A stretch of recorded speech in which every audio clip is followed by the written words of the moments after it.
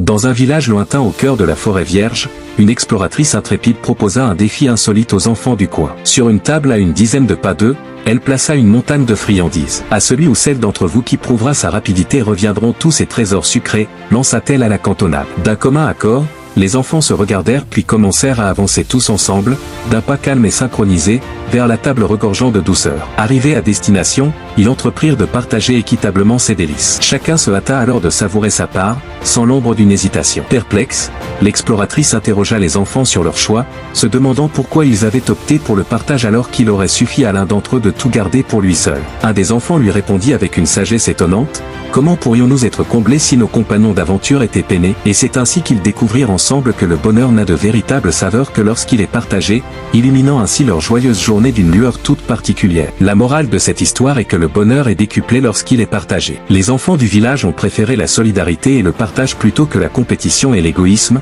découvrant ainsi une forme de satisfaction bien plus profonde. En choisissant de penser au bien-être de leurs compagnons d'aventure, ils ont trouvé une joie authentique et enrichissante, bien plus significative que celle procurée par la réussite individuelle. Cette histoire illustre la valeur du partage, de la générosité et de l'empathie dans l'appréciation réelle du bonheur.